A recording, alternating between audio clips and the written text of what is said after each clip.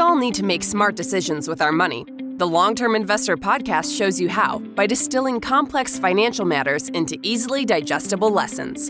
And now, here's your host, Chief Investment Officer at PlanCorp and the author of Making Money Simple, Peter Lazaroff. Welcome back to The Long-Term Investor. Today, we are talking about benchmarks and why a perfectly sensible portfolio can feel like a failure when you measure it against the wrong thing.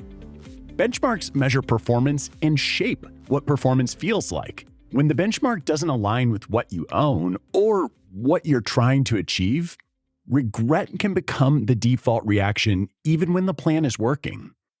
There's a story I always tell about when my family goes to Michigan, something that we've done for more summers than I can even count.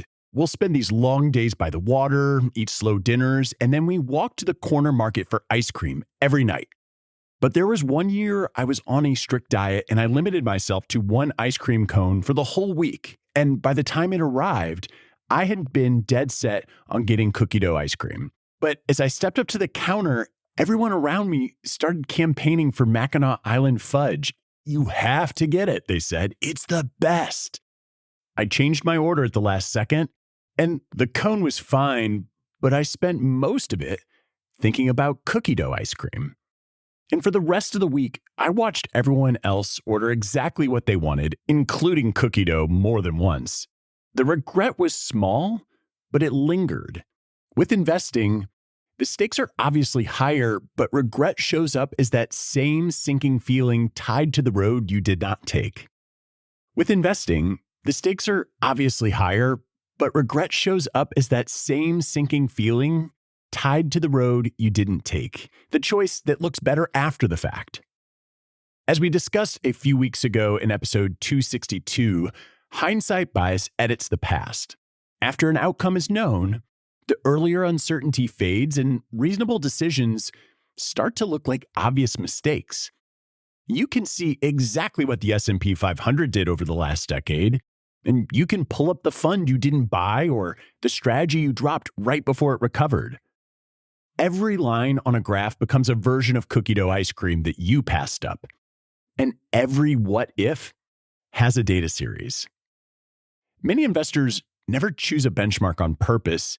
They end up absorbing one like the S&P 500 because it appears everywhere, from news coverage and phone apps to conversations with friends and family. Over time, it becomes the yardstick for everything, even when it doesn't match the strategy they own. There's nothing wrong with the S&P 500 as a benchmark for U.S. large-cap stocks.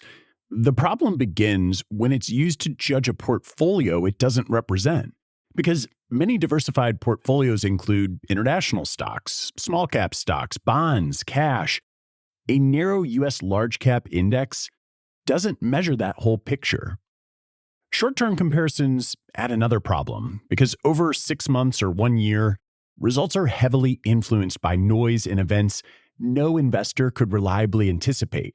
Basically, a well-chosen benchmark keeps you from changing a portfolio that's working simply because it trails an index built to measure something else.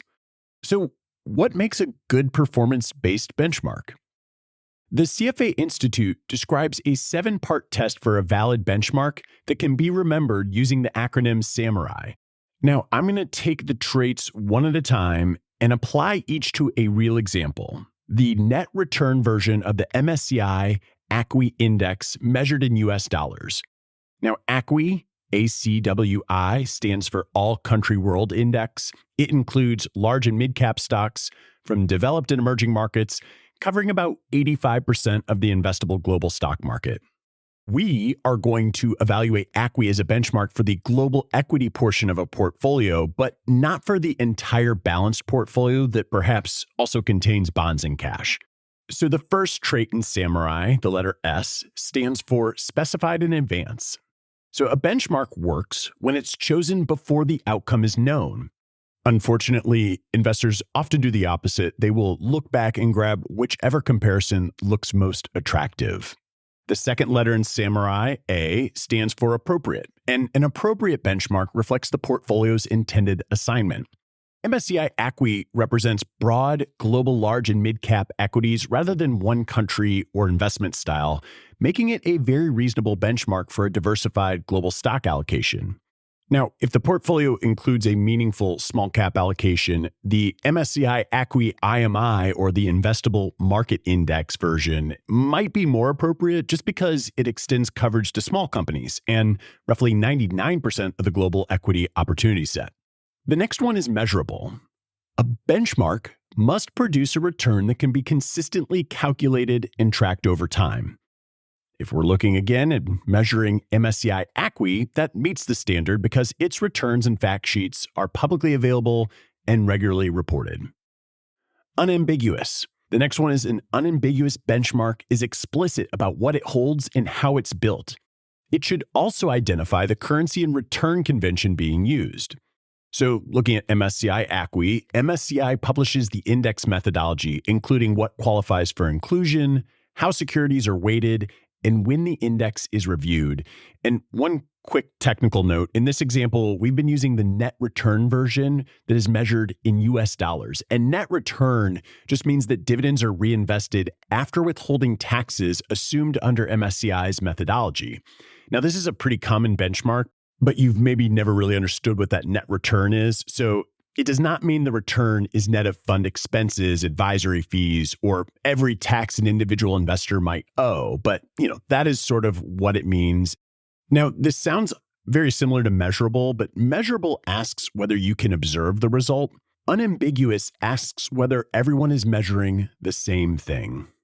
So hopefully that helps kind of clarify two things that sound pretty similar. The next one in Samurai R is reflective of current investment opinions.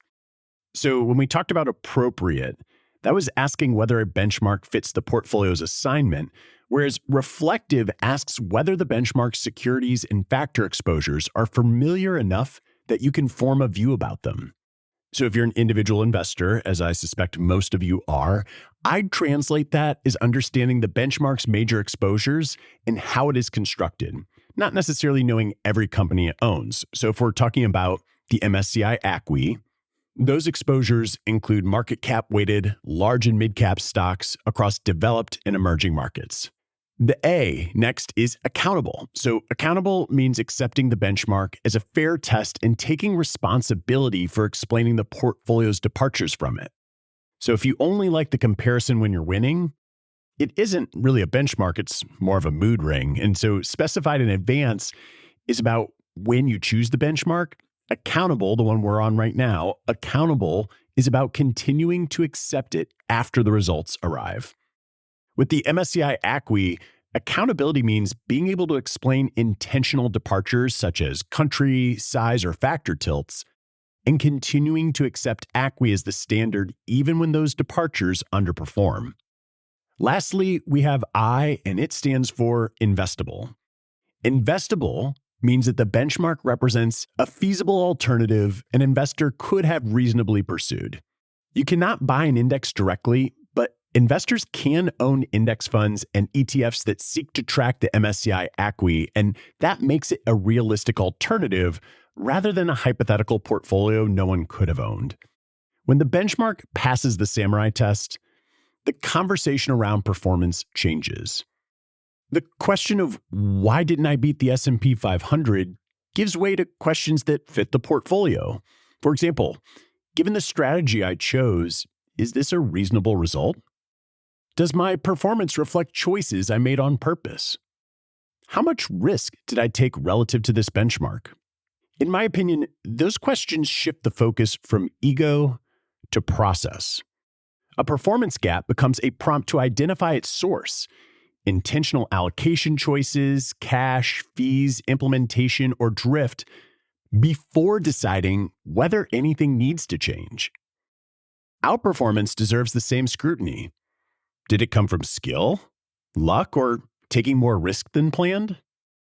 This kind of review reduces performance chasing, but comparisons also need to be made at the right level. One common trap that I see all the time is judging an individual holding as though it were the entire portfolio. So think about this. You open your account, you spot the laggard, and you wonder, why do I still own this? And I see this happen all the time with anything that isn't one of these kind of headline indexes like the S&P 500. So it could be a small cap fund or a value fund or international or maybe some kind of bond fund. And the problem, in my opinion, is role confusion. For example, a small cap fund gives you exposure to small companies, and a value fund tilts towards cheaper stocks. An international fund, as you probably understand, diversifies beyond one country, and a bond fund provides stability or income or dry powder for rebalancing. So none of those were hired because, again, you're hiring a manager here, and none of them were hired to behave like the S&P 500. So I think the calmer, more reasonable approach is to group holdings by its job. Evaluate a fund or sleeve against a benchmark appropriate to its role. Then you can evaluate the combined global equity allocation against a global stock benchmark, such as MSCI ACWI. And then finally, I think you can evaluate the entire stock and bond portfolio against a blended benchmark, reflecting its strategic allocation. In my opinion, that framing makes it easier to tolerate an out-of-favor sleeve that is doing its job and to identify one that is not. It's those comparisons that will tell you whether each component and the whole portfolio behaved as intended. But even the right performance benchmark cannot answer the question investors ultimately care about most. Are we still on track to meet our goals? Really another way of asking, am I still going to be okay? A performance benchmark can't answer that. It really can only tell you whether the portfolio behaved as designed. A goals-based measure, though, not a benchmark in the same technical sense, but it helps assess, under the assumptions being modeled, whether the plan remains on track to fund the life you want. Goals-based measurement deserves a separate episode, so for now, let's just remember that the perfect portfolio earns what it needs to earn and gives you enough clarity to stay invested, even when a mismatched yardstick makes the plan feel like a failure. Pick your ice cream flavor before standing at the counter and measure success against a life you recognize as your own, not someone else's scoreboard. If you enjoyed today's episode, the content was derived from my new book, The Perfect Portfolio. You can sign up at the top of the episode description or visit theperfectportfoliobook.com and you will get exclusive updates, subscriber-only webinars, and all sorts of other good stuff. Again, you can use the link at the top of the episode description or go to theperfectportfoliobook.com. As always, thanks for listening, and until next time, to long-term investing. Thanks for listening to the Long-Term Investor Podcast.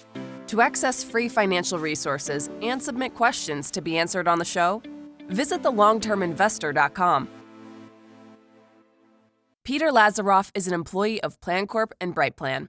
All opinions expressed by Peter and any podcast guests are solely their own opinions and do not reflect the opinions of PlanCorp or BrightPlan. This podcast is for informational purposes only and should not be relied upon as a basis for investment decisions. Clients of PlanCorp and BrightPlan may maintain positions in the securities discussed in this podcast.